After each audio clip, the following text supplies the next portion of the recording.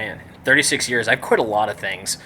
I quit playing football because I wanted to get a job instead. It looked easy, but then when you got to it yourself and you had to sit down for yourself and really think of everything, I thought it was super hard. Well, he was just really impractical. Like, I would be working nonstop and absolutely busting my ass, and then it would just never be enough. And it was pretty crazy at times, honestly. Like, and it is a good system when you're working together, and sometimes it's awesome. You know, you're banging meals out, everything's going great. But when things go wrong, they go wrong, and if it's tough because things get aggressive and they get mean in the restaurant business. I quit high school twice, and it's not one of my biggest regrets because everything worked out okay. But yeah, did I wish I'd gone a different route and had been involved in high school and worked to my potential? Sure. Because like I could have did so great on the project and my mind just wasn't functioning like how it should have been. Mm-hmm. So like I just gave up too quick, which was the worst idea. Because usually you should challenge yourself when situations like that happen. I'm a pretty hard worker, and to be at my limit and be asked for more, especially when there's nobody else to help you around or, you know, take a load off here and there. It's pretty aggravating, especially when you're getting yelled at and watched down your neck and when he's not doing anything. I quit dancing, and I don't really care. That was one of the smartest decisions I've ever made my whole life. And I know that, like, I knew I wasn't going to do that for the rest of my life, but I know people that have been drawn into it, and they were always miserable people at work. Like, I've never met any head chef or even, like, line cooks that were really loved to do their job. I don't know. It was a lot of pressure for me to go and be around other people, and it was easier for me to stay home. I was allowed to stay home, and it was easier, and I didn't have to navigate the teenage years with a bunch of other people. Yeah, I've quit a lot of things just because either I felt like I wasn't good enough for it or I just got bored of it. Like a dancer. Like, not me. I don't even go up the third floor on these stairs, so. And I felt I could have done better because I wasn't in the right state to try to fix it. I guess you could say it's just quitting, I don't know, just quitting being a kid, I guess you could say. After I became 13, I just decided to, you know what, I'm going to throw all my toys away. I'm going to just stick to video games and be around the TV like the lonely loner I am. Previously in Greater Boston. I've had enough. I don't know what to do anymore, Isabel. You have 24 hours to free Isaiah. And that means I'm fighting for Redline, because as fucked as this entire city is, it was started by someone who wanted to do good. There's no going back from this. It's what we need to do, Philip. Please proceed. I'm responsible for the lottery. I think you need to tell someone other than me. Redline. And from Dorchester. Jamaica Plain, Rubia, Hanson, Wellesley, Lowell, Redline. Worcester. I'm from Somerville. Tewksbury, Roslindale, Andover, Newton, Framingham. This is Revere, Methuen. This is Greater Boston. This week in Greater Boston, episode 24, Quitters.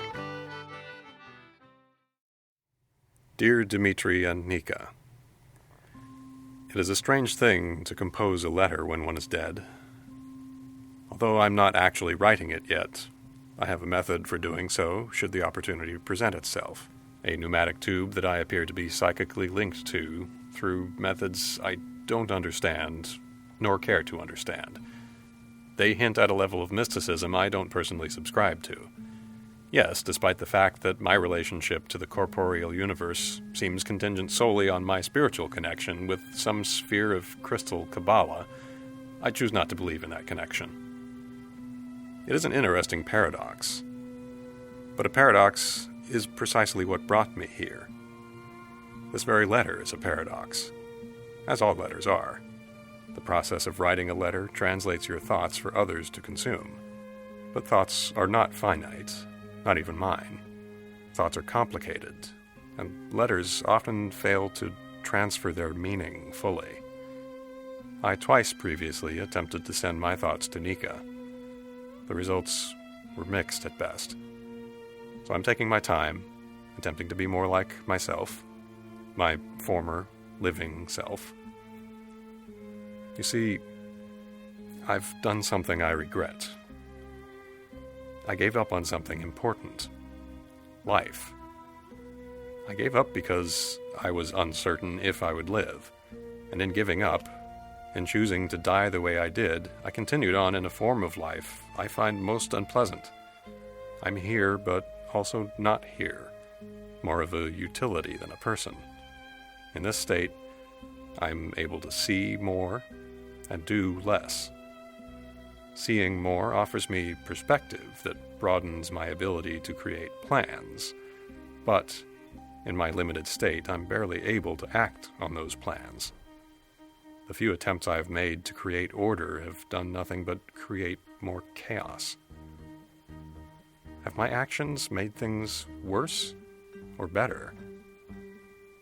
When I decided to die on that roller coaster, was it supposed to be that way? Would things be better off if I wasn't still connected, still a utility, still interfering? Has my interference only made things worse? The answer is yet another paradox. My 3 least favorite words in the English language. I don't know.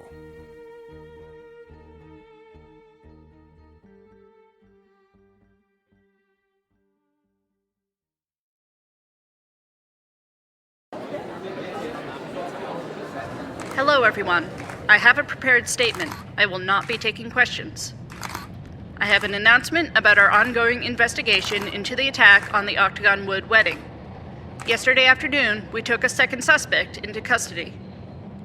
The new suspect is, God help me, Dipshit Paletti, formerly known as Extinction Event Paletti, formerly known as Panda Bear Paletti, formerly known as Earthman Paletti, formerly and originally known as Gerald Paletti. Mr. Paletti has made a full confession both to committing the attack itself as well as to planting evidence intended to implicate Isaiah Powell. And while it is unlikely that Mr. Paletti worked alone, I have no reason to believe that Mr. Powell was his co-conspirator. Let me say again plainly, I do not believe that Isaiah Powell was involved in the attack on Redline. Why are you defending a terrorist? Emily, why are you in the press pool? Just making sure there's at least one person here to keep you honest. Fine, whatever. But like I said, I'm not taking questions. Powell has not yet been released. While I am convinced of his innocence, our police investigators need to clear him to their own satisfaction before they will make that decision. To continue, Mr. Paletti was, until yesterday, an employee of local New Age publisher Third Sight Media. Later today, we will release documents showing that Third Sight Media is the primary financial backer of Emily Bespin's mayoral campaign. Slander! That's slander! And maybe you'd like to explain how you got that information by breaking into my house. I have no evidence to suggest that Bespin knew anything about the attacks. Damn right you don't. But there are clear links between Paletti's employer and the Bespin campaign. I must also point out a connection between Third Sight Media and my own campaign. In fact, my wife was Mr. Paletti's direct predecessor as managing editor of Third Sight Media. Investigators are trying to contact company management. The office is suspiciously closed for fumigation just a few hours after Mr. Paletti turned himself in. Anyone with information as to the identity or whereabouts of Third Sight Media's owner are encouraged to contact authorities. That's right, Charlotte. Start a witch hunt. Persecute a defenseless businessman. People like you are why real entrepreneurs can't get ahead today, even with a perfect business plan and a carnival of robots. Let me reiterate, however, that I am personally convinced that neither Isaiah nor Isabel Powell were involved in any way. Mr. Powell may have been targeted specifically to undermine his aunt's campaign. Oh, come on. What kind of lunatic conspiracy bullshit are you trying to sell us, Charlotte? They've got evidence at his house, evidence at the scene of the crime. I saw him storming the train with my own eyes. What are you trying to distract us from, Charlotte? Why this need to shift blame from the real culprit to me? Is it just because I'm your opponent and you can't handle that I'm winning? Or are you trying to cover up something you've already done? Like maybe how you sent your wife to invade my home without cause, without any kind of warrant? Or are you trying to distract us from just how incompetent your investigation was? You couldn't catch one subversive teenager out to cause mayhem, so you've got to turn it into something infinitely bigger, something you can justify taking so absurdly long to solve. And if you get to catch me up in the center of your tornado of lies, so much the better. Or maybe you just can't handle the fact that your wife and child owe their lives to me. You didn't get to be the big hero this time, and you can't handle not having that spotlight. If you don't get to be the hero of Redline, then no one does. Poor Charlotte Lindsay Coolidge, starved for attention because her daddy ran away.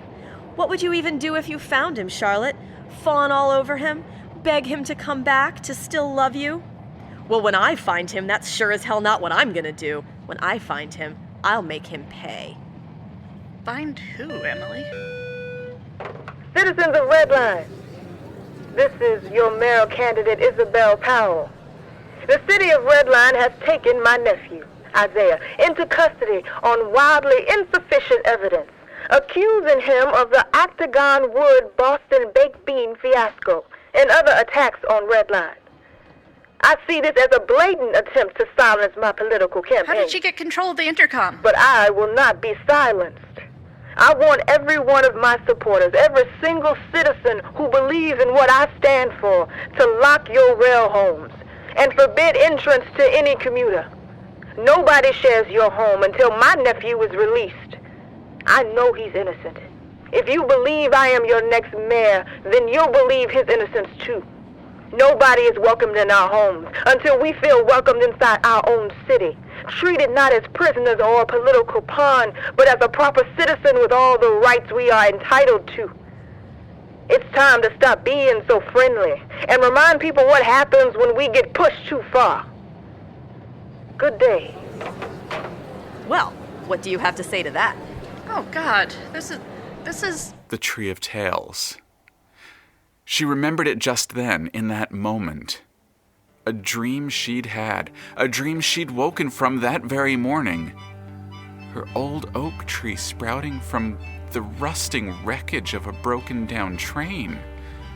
The limbs weighed down by grasping mayors, clinging to the branches like rotting fruit. Emily and Isabel, and Charlotte and Paul Montgomery, and all of them desperately trying to claw their way up to the top, to claim the single story budding from the highest branch. But the branches are weak, withered, shrunken to a spindly web of twigs and kindling. Paul Montgomery is the first to fall. His branch snaps cleanly away, letting him fall to the ground below, which isn't the ground anymore. It's the sky, and the branch he clings to is a rocket to a distant star, and somehow Charlotte knows that star is called Roanoke. And then Charlotte felt her own branch begin to give way. Do any of you all remember Max Fleischer? He was one of the pioneers in animation. Coco the Clown, Betty Boop, Popeye, they all came out of his studios. His animations were strange and dark. Such bizarre things could happen. Today's cartoons, they get called random, but their randomness has a predictability to it. Even the non sequiturs have a logic to them, an expected timing, plot structure. Fleischer cartoons didn't have any of that. You could be watching a story about a down-on-her-luck singer getting evicted by a dastardly slumlord, and right at the climax of his intimidating her, the house itself and everything in it would just come to life and beat the villain up, and that's how the story resolves. That's the climax. The world just suddenly becomes different. The rules change. I never expected to be mayor. I only ever signed on to draw some posters. That was it. But then Chelmsworth abandoned us, and I felt obligated because I happened to be there. I've been in that situation before. It felt natural to step up, to be the responsible one, ready or not, like it or not. And Isabel, now she's doing this thing, shutting the doors, and maybe that's insane. But I don't know what else she should do. I didn't listen to her. She tried talking to me like a person. She did. She told me I was neglecting people, and she was right. But all I could think to say was that her ideas were impractical. Me, I said that. Look at where we're standing. Look at where we are. A migratory subterranean city. And I had the nerve to tell her that basic fairness was impractical. And then we put her nephew in jail. I don't have anything to say about what she's doing now. I don't have that right. After Chelmsworth disappeared, we found the last person who talked to him. And apparently old Paul Montgomery had a lot to say about the virtues of quitting, like quitting was something to be proud of. And the thing is, he wasn't wrong. Sometimes quitting is the right thing to do. If you don't do it badly, if you don't walk away from your real obligations, you don't just abandon all the people who rely on you, like he did. I'll never forgive him for that, and neither should you. I have an obligation to see Redline through its transition, to serve out my term as interim mayor. But that's the limit of my obligation. I never promised to lead the city for years to come. And I don't want to. I'm a cartoonist. I get into this for the art, not the politics. So, that's it. I'm done. I'll serve out my term, but I will no longer be campaigning. I officially withdraw from the mayoral election. That's all. Thank you. That's it? You're just walking away? You coward. We were only just getting started. I want to crush you at the polls. Fine. Run away without even trying, just like everybody else. Nobody really commits anymore, do they? Stay in your seats, news nerds. I've got a statement of my own to make. I will not be taking questions. First, obviously, I deny Ms. Lindsay Coolidge's insinuations that I knew anything about the attacks on Redline. Charlotte Lindsay Coolidge is a stupid liar telling stupid lies. Second, Isaiah Powell must be thoroughly investigated. I will not give a free pass to criminals with prominent family connections just because it is politically expedient to do so. Third, this new action by Isabel Powell and her followers is clearly in direct violation of their Community Cars rail home contracts and will be subject to prosecution once I am mayor of Redline. Some will call this an act of civil disobedience. I say we should call it what it is: economic terrorism. Isabel Powell is holding our city hostage in order to secure the release of a criminal. This act obstructs our commuter-driven economic growth, costing Redline hundreds of thousands of dollars. It prevents law-abiding citizens from reaching their places of work and obstructs emergency and law enforcement services.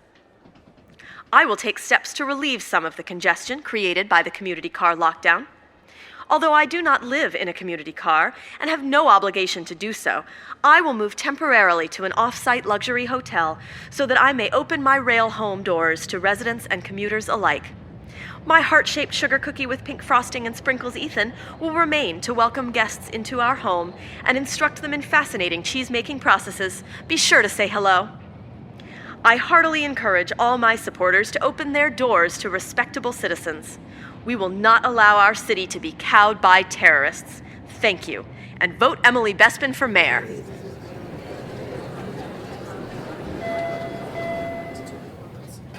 God, she couldn't even let me get out the door first. You didn't warn me any of that was gonna happen. Melissa, hi. I'm sorry, You owe me better than that, and you know it. I still have to do my job, Charlotte. My job. That I am completely unprepared to do because I had no warning. Do you even know how many phone calls I'm going to have to field after this? How many questions I won't be able to answer? How many events I have to cancel? People I have to fire? Caterers, musicians, event planners, sound crews. Oh, I'm sorry, guys. The best gig you had lined up this year just got canceled. Nobody gets paid. No money, nothing. Not to mention my own job. Losing your job was always a possibility. You knew that. Yeah, a possibility. A possibility you and I were working together to avoid. Do you really think that's reason enough to keep going, just to protect our jobs, with the whole direction this thing is going in? I wouldn't have even tried to talk you out of it. I'm not even saying it's the wrong decision. I'm just saying you should have told me. You know? Or at least you should have had Gemma tell me.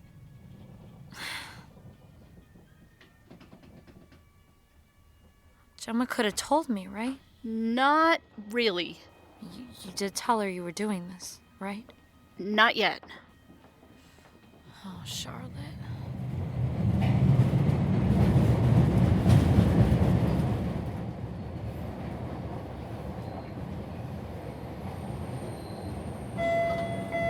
What the fuck, Charlotte? How many times do I need to tell you not to curse in front Monty of... should hear this too, so I'll repeat. What the fuck? Fine. I'll tell you exactly the fuck what. Do you know the moment I think I made this decision? It was the exact moment you told me you snuck into Bespin's place, something I had to outright forbid you to do, like I was speaking to a goddamn child. A child I barely even know, so if you don't like that I'm doing this, you have no one to blame but yourself. So make an example out of me. Show them there's no nepotism going on. You know that won't matter, Gemma. You know this is all about perception. Then do whatever it takes. Fire me, even. Oh, yeah, fire you. Yeah, you'd like that, wouldn't you? What the hell is that supposed to mean? You come in here all fit to be tied, and you're the last person who should be lecturing anyone about giving up. I never gave up on... You did! And it wasn't when Third Sight fired you. It was months after you started working there. And rather than look for a new job, look for anything else, you just sat there and let it happen year in and year out until it got so bad, I had to watch what I said around you. Couldn't talk about my dreams because they reminded you of work. We're having a baby. I know that. And I sacrificed everything to give us the family we always wanted, and you did nothing but fucked around the whole time, pissing away your responsibility. If you will let me finish... I wasn't talking about Third Sight. What I was going to say is that I never gave up on you. Turns out that's what I've needed all along. To believe in someone, something. If you walk away from this, I won't have that anymore. You won't either. Have you even considered the people you're responsible for? You still have your job, and I still have months to go as acting mayor before the election, so... I'm not talking about me and Monty. I still believe we're going to be okay no matter what. You are a leader for the people of Redline. More than a leader, you're a symbol of what's possible. You've squeezed working, functioning democracy out of complete chaos with nothing but your own convictions. Have you considered what giving up on those convictions will do to people? With who they have to choose? Emily is insane and Isabel is creating chaos with her boycott.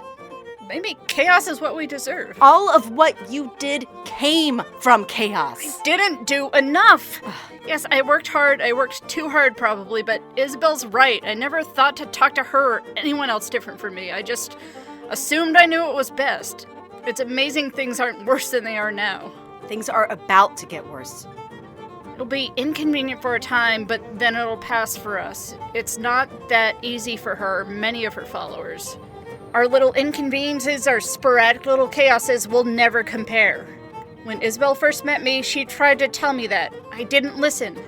I thought all my hard work meant I was doing enough, but enough frequently isn't enough. So I'm throwing my complete support behind her campaign next week after You're doing exactly what he did. You realize that, don't you?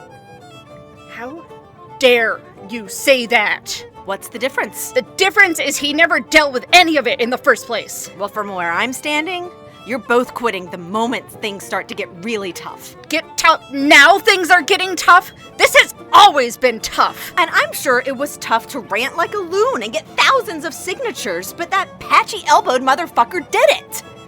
But when he finally got what he wanted, he split like a ripe banana, like a coward. So I'm a coward, is that it? Well, I am not afraid to tell you the truth. Things are tough in Redline, yes, but things were tough long before Redline. They were tough when I was pregnant and you left me alone to go to work every day. They were tough when I tried to talk to you and you just whine about your job rather than do something about it. They were tough when I was so lonely I went in search of this insane crap just to make myself feel normal. So I'm sorry that you just now finally started giving a shit about how I feel and what I want, but in case you haven't noticed, I don't want to do this anymore. I want out. How could you possibly support that, please? All I've done is support you. Because you're good at this. You need to hear that over and over again. No, it's not perfect. Nothing ever is. Not even us. But you're really good at this. And you're only bound to get better. And I guess I wanted to be good at something too. And I wanted that to be you, us, this. So I did everything I could to support you because this filled you with purpose and meaning and goodness.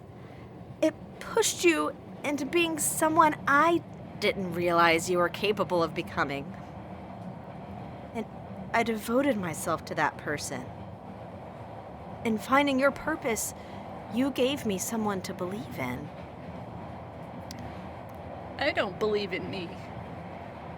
Maybe I ran a pretty good game for a while, but that's all it is. Just a story, nothing but a big lie. Charlotte, baby, that's all any of it is. You tell the best story you can, the one that's gonna help you the most. And you tell the smallest lie possible, the one there's no harm in believing. I don't want to lie anymore. This isn't right. This isn't how it's supposed to be. I need to find my ball. This is all my fault because I let someone take it and I need it back. Gemma, it's just a stupid crystal ball. It's not to me. I've told you what it means to me, but I guess you don't believe in anything anymore. Here. You should have more time for him now. I'm going to find it.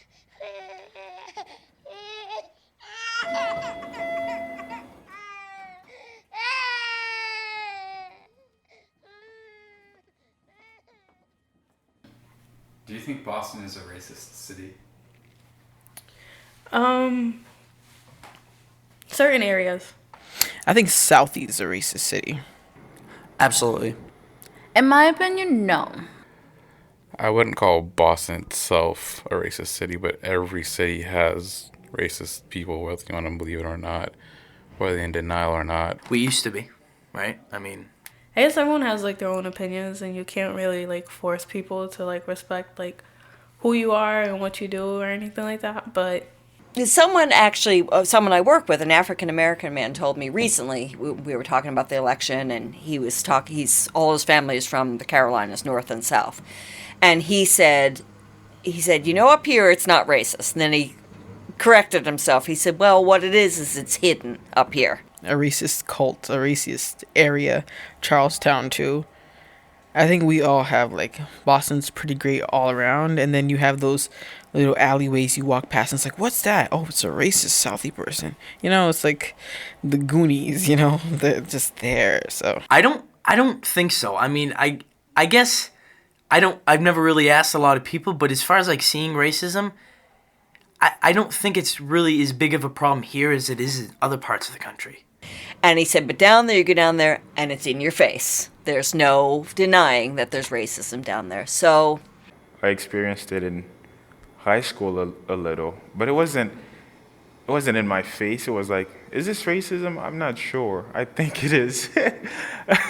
People are like circumventing now. They don't want to be deliberately racist, but they still think and have these stereotypes and prejudices that come out in more of their words and actions.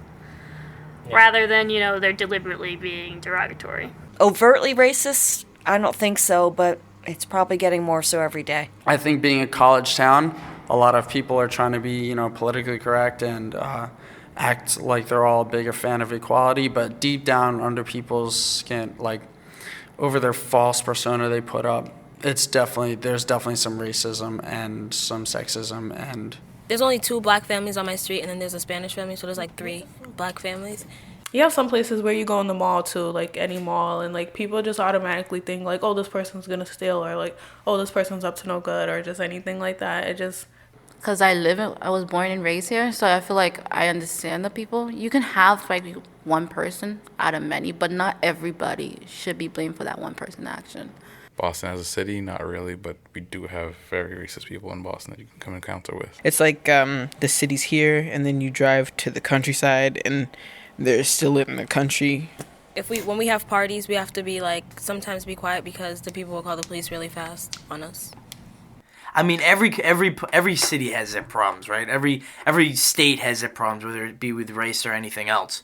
But as a whole, the majority, I want to say no. Yeah, they forgot slavery has been abolished, and so that.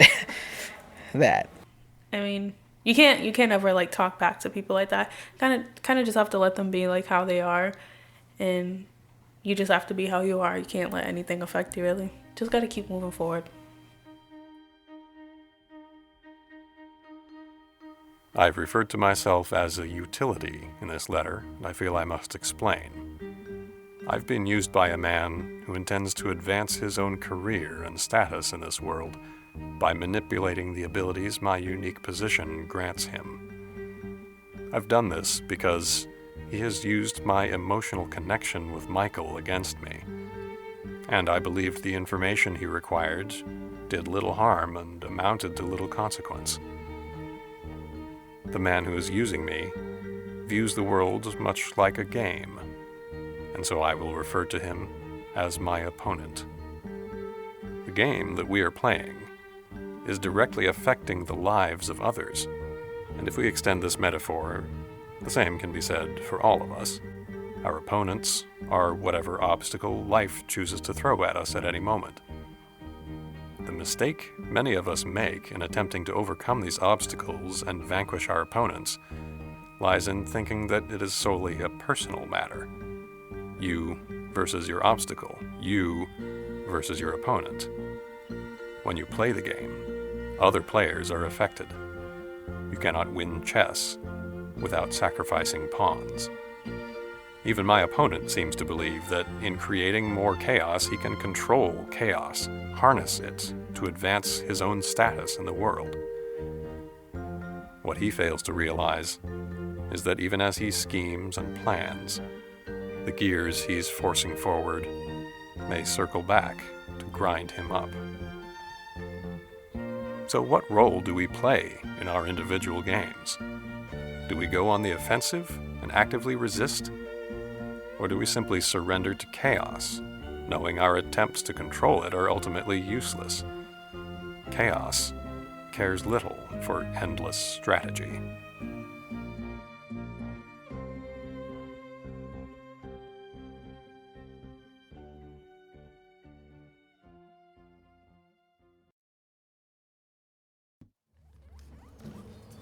Oliver West was pacing in his office, in his secret apartments on the top floor of Third Sight Media. He tried his best to ignore the crashes and rattlings from the next room. He tried to ignore the deathly silence from the floors below, where his newsroom should have been hard at work, spreading his message, securing his legacy.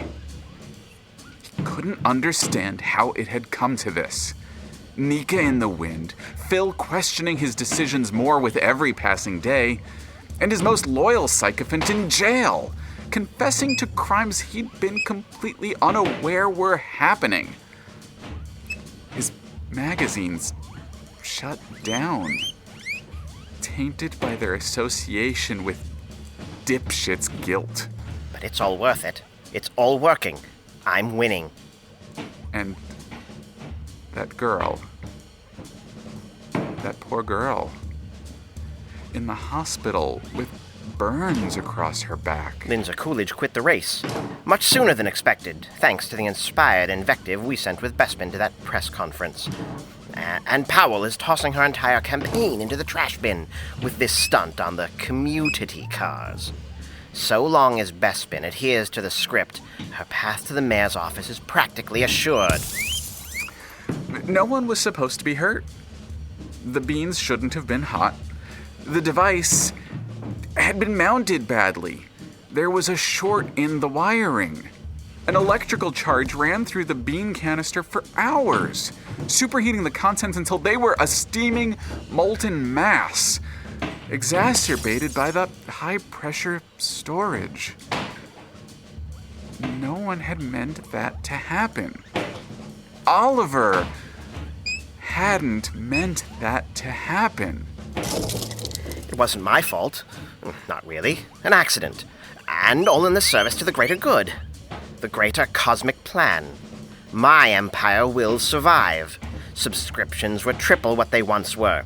The Boston Herald has already started quoting our predictions instead of Nate Silver's. Emily will be mayor, just as we announced. And the precognitive perspicacity of my publications will be hailed by the attuned public. And I'll have the mayor's ear. She'll owe me. We'll rise. Autumn and Ada will see what I've done for them. And then... There weren't many people left to send a message to Oliver via the pneumatic tubes. Very few. Only one, really. Even Phil had been MIA the past few days. Well, Phil was the most exposed. He was the most at risk. He needs to lay low until the danger's passed. So Oliver knew who the message was from. It could only be Autumn. But he hesitated to retrieve the message. I should take some time off. That's what I should do. I should take a week to spend in Providence with Autumn and Ada. Do family things. Take a trip out to the mall, I suppose. Or somewhere else. Wherever they would like. That's what I'll tell her. That's what I'll say when I write back. Good heavens, what on earth is he doing in there? I suppose I should look in on him. In the back room, Oliver found his temporary house guest banging against walls, knocking over nightstands, kicking the knobs off of dressers. Whatever he could manage with his hands bound and his mouth gagged. Mr. Tate, please settle down. Destroying my spare bedroom won't do you any good. The house guest rushed past Oliver, knocking him aside to escape into the central room. He spun around looking for any egress or tool that might do him some good. The elevator was locked with a passcode that only Oliver knew. The nexus of pneumatic tubes was incomprehensible. But then, he saw what he needed. His own phone. He quickly began executing a familiar sequence of commands. Are you typing with your nose? How are you even doing that? Give me that. Oh, you were trying to send a textual message. Don't trust Phil. Well, that would be a helpful message to get to your friend, but you weren't even in your textual messaging application. All you did was add an item to your calendar. Yes, it appears that you'll receive a helpful reminder sometime tomorrow warning yourself not to trust Phil. I hope you feel very accomplished. Now, go back to your room. And I'm going to destroy this phone. Satisfied with his work, the house guest did as he was told.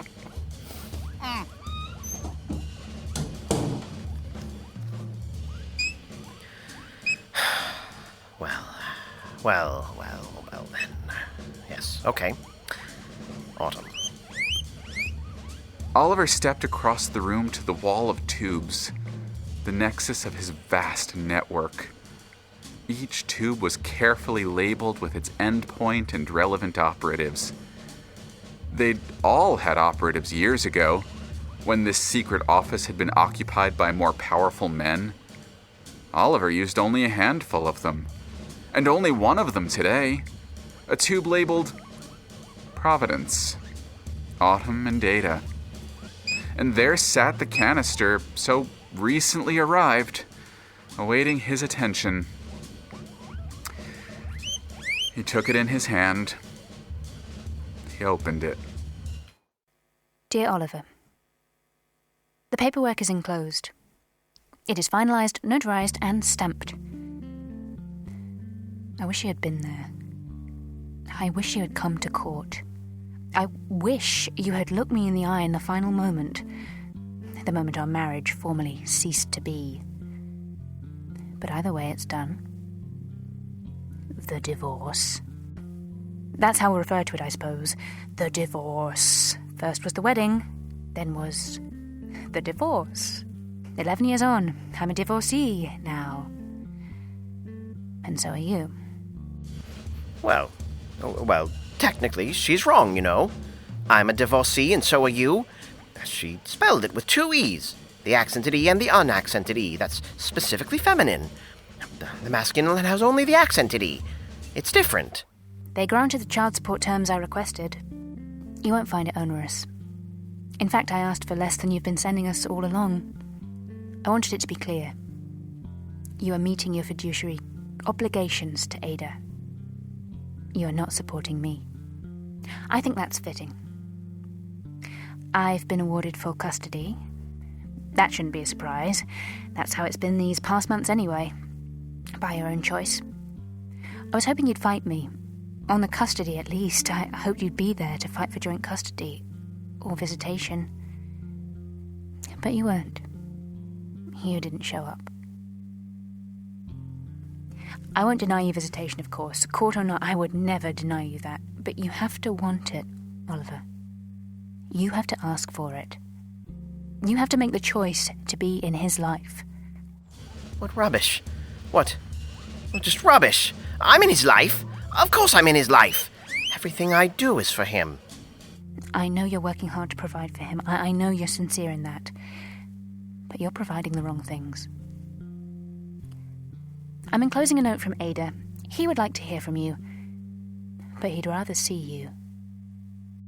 With affection. Or at least something reminiscent of it. Autumn. Oliver let the letter drop into the trash can beside the tube nexus. It would sit there until evening, when he would run it through the shredder, along with all the private papers he disposed of, and then he would launch it down the tube to the recycling bin below. In the morning, it would be picked up by a collection crew who would haul it away to the recycling center, where it would be properly disposed of with utmost finality, pulped and bleached and remade into something entirely new. Oliver paused a moment to relish the satisfying process of the letter's disposal, each step along the way. Then he took the second letter from the canister. This one was written in colored pencil, each line its own color. The letters carefully drawn out on a sheet of pink construction paper. Dear Daddy, Mommy said that you and she aren't married anymore. That made me sad, and I cried. She said she was sad too, and she says it's important to be honest about what we feel. So I thought about that, and there's something I have to tell you. My favorite macaroni and cheese is really the blue box. I'm sorry I lied. Also, I drew a Koopa turtle on the back of this paper. I hope you like it.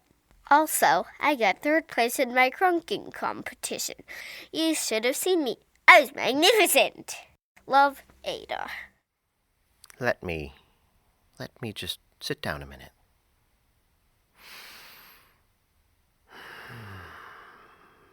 It's all gone to... You know what? Never mind. Never mind any of it. Oliver rose from his chair and crossed back to his nexus. Now, which lever is it? Ah. He pulled the lever that activated the one tube he thought he'd never use. Well, this looks comfortable enough, I suppose. Well, okay then.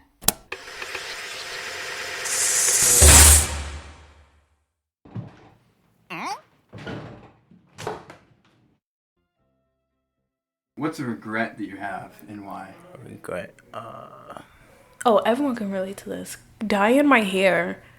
Like, when you dye and cut your hair so much, it takes forever for it to grow back. Luckily, mine's is growing back, but it's growing back super slow. And, like, I just wish I never dyed and cut my hair. I guess it was not my fault, I guess. I guess to have an IP, I guess. I regret that. I don't want that to happen. I could have done theater. Theater was one of those things I've always wanted to pursue, and I lost it. Back in high school, I really didn't apply myself. But it wasn't like my choice. It was just not your fault. Yeah. Right. So I like for a long time, like I felt like that was my fault. Like I was dumb, like when I was little. So.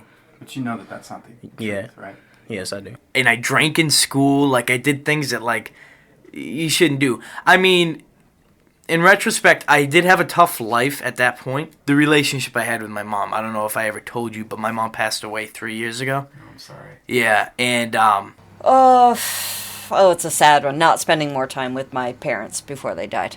Yeah, especially my mom. That was around the same time with, I was struggling in school. She actually was, she had an addiction problem. So, like, I always wish I had a better relationship with her. One of my regrets is I moved out shortly before she passed. I wish I'd been one of those daughters that called her every night. And we chatted and watched shows together. And yeah, sometimes I would let a couple weeks go by. And that's a huge regret. And even though I know it's not my fault, I always regret, maybe I should have been there for her or got help, for her and whatnot. And I think that has always been tough for me, but, I do know that wasn't in my control, knowing the signs of addiction. This is so sorry. This is a constant regret. I think my biggest regret would probably be rushing into marriage. I wish I had played rugby earlier. I would have been playing for Boston Rugby as well, because the coach was also looking at me. We were only, literally, the day of our 1-year anniversary, she moved out to live with her boyfriend in Florida. Probably should have timed that one out a little better. I think about that story all the time, actually. Yeah. I don't want to know that story. You don't seem like a man that has a lot of regret. I have to say, you don't carry yourself like you have a lot of regret. Well, the regret's there.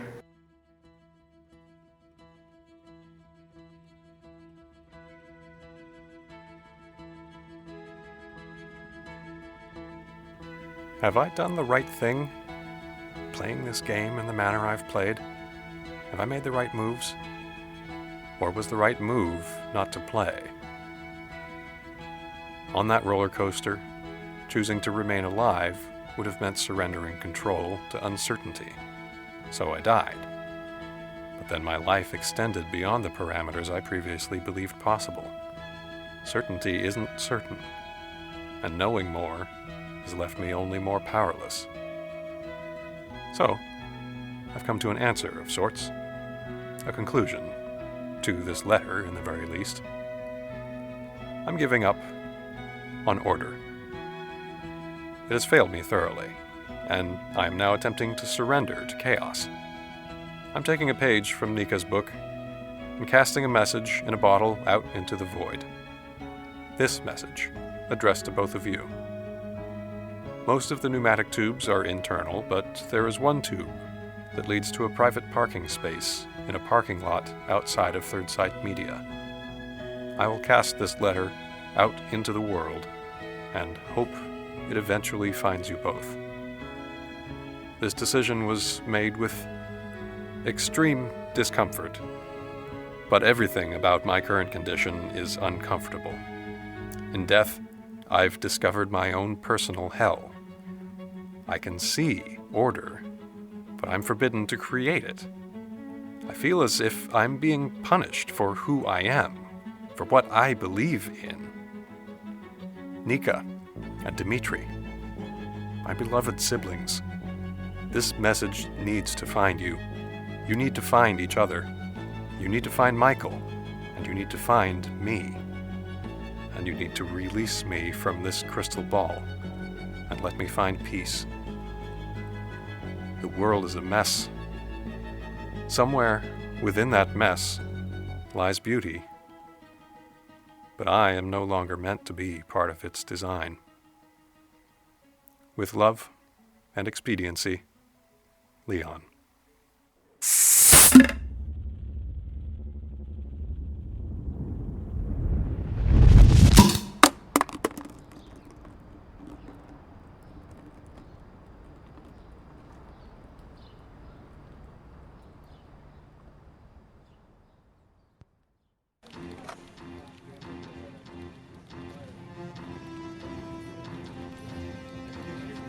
Excuse me. One sec. I need to confess a crime. Oh, yeah? What'd you do? Well, it's kind of important. I'd rather not have to. Oh, are you hearing Gained this? mysterious notoriety after successfully stealing $200,000 after hijacking a plane in November of 1971 and subsequently skydiving over the Pacific Northwest. Officials are still keeping the real identity of the That's infamous big news. skyjacker My dad always figured he was dead. He was a paratrooper in the war, said his chances were slim given the conditions, height, speed of the plane. Uh-huh. Anyway, what are you confessing to? Probably got nothing on the scale of old D.B. Cooper, right? Wait, what? Turn that up. Lady, you want to watch TV or you want to confess? That's my brother. Turn it up now. He's probably in his 90s, but in good health, all things considered. The compound is huge. He has lots of weapons and barrels and parachutes. Why do you think he released you? Part of me thinks he wants people to know. I think he's nearing the end of his life, and the idea of living in seclusion? Lady, they got a complete TV in the window of Murphy's. Why don't you go stare at that? If he died up there, it's possible nobody would have ever discovered anything. And I think part of him wants everyone to know. What's it feel like to be the man who discovered D.B. Cooper? Oh, I don't know. I hadn't... I mean, this is huge. You're about to get your 15 minutes. What do you plan to do with it? I honestly haven't thought about it at all. Not until now. I don't know. At the moment, all I want to do is go home. Come on, lady. Are you confessing to a crime or not? Nope.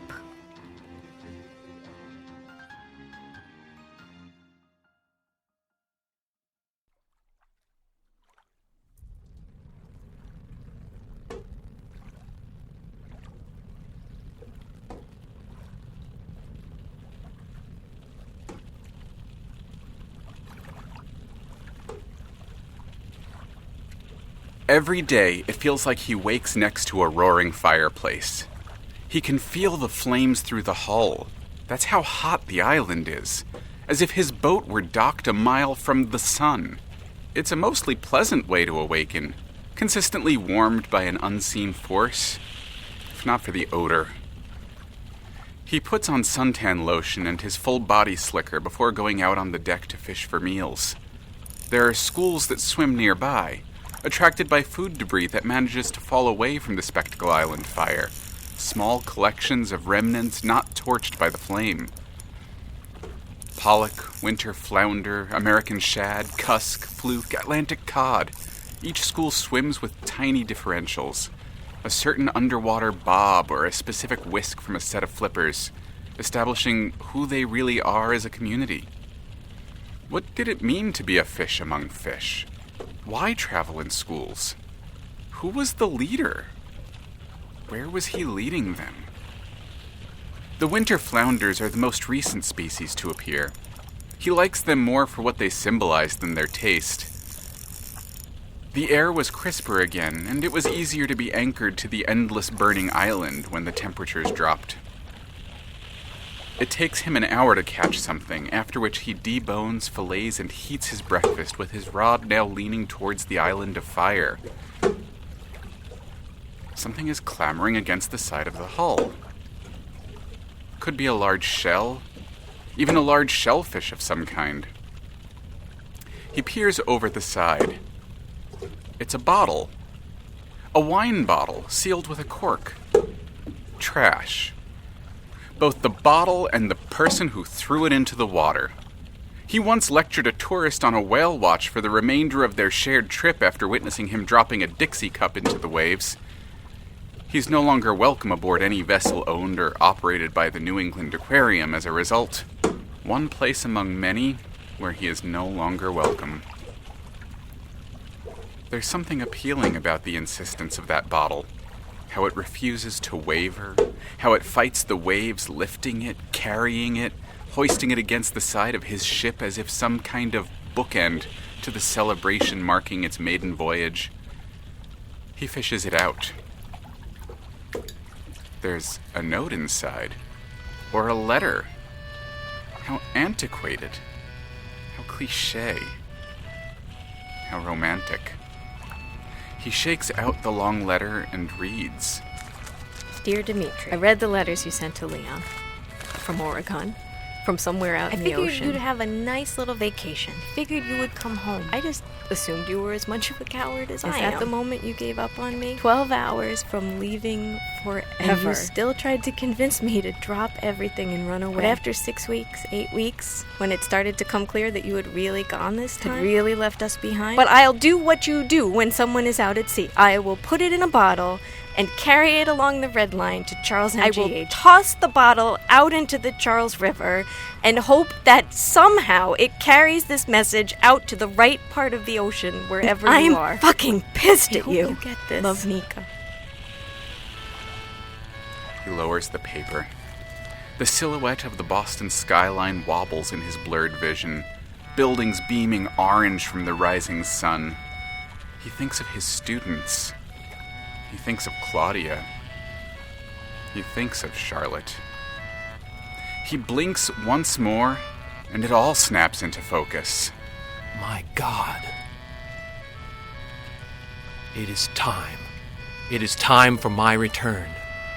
And Paul Montgomery Chelmsworth, the man most known as the mayor of the Red Line, prepares for his judgment, prepares for his atonement, prepares for his journey home.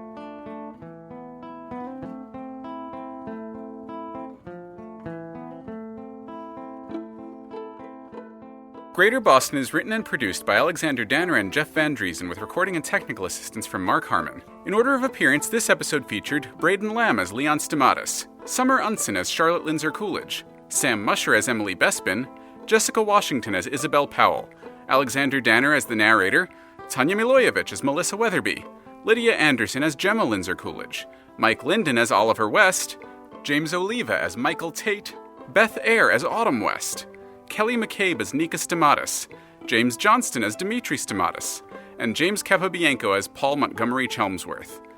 Also featuring Julian Danner as Ada West, Julia Schaffini as the Red Line officer, Sarah Golding as the TV news anchor, and Eli Barraza as the TV news interviewer. Interviews recorded with real Greater Boston residents. Charlie on the MTA is performed by Emily Peterson and Dirk Teedy. Train Jam, Farewell to Nig, and Child Grove performed by Adrienne Howard, Emily Peterson, and Dirk Teedy. Tam Lin set by Dirk Teedy. Dream music by Jeff Van Driesen, drums by Jim Johansson. Golden Riddles, Echoes, and Points, Act 2 by Lloyd Rogers. Some sound effects and music used from public domain and Creative Commons sources. Isolation by Kevin MacLeod. Special recording thanks this season to Andy Goddard and Misha Stanton. Huge thank you to all our Season 2 guest stars. You can catch Beth Eyre in Wooden Overcoats, Hector vs. the Future, and the Beef and Dairy Network. Julia Schaffini is the co-host of the brilliantly funny and spookily informative Spirits podcast. Sarah Golding is the co-host of the Audio Drama Production podcast and appears in several wonderful audio dramas. And Eli Barraza is the creator, writer, and main voice actor of the fantastic new audio drama The Far Meridian. Please do check those out. Episode transcripts will be posted online at greaterbostonshow.com. This season is dedicated to our gal Friday, Melissa Panino Peterson. Thank you for everything you do for us. Also, I drew a Koopa turtle on the back of this paper. I hope you like it. Also, I got 3rd place in my croquet competition. You should have seen me. I was magnificent. Love, Ada. Those pauses were me burping. Yeah, I could tell. I could hear the burps. Okay, so as we're going through, when you get to a period, that's a good place to pause and take a breath and not rush forward too quickly, okay? Okay, also, can I tell you something? What's that? I only burped when I got to a period, so they helped me pause. That's true.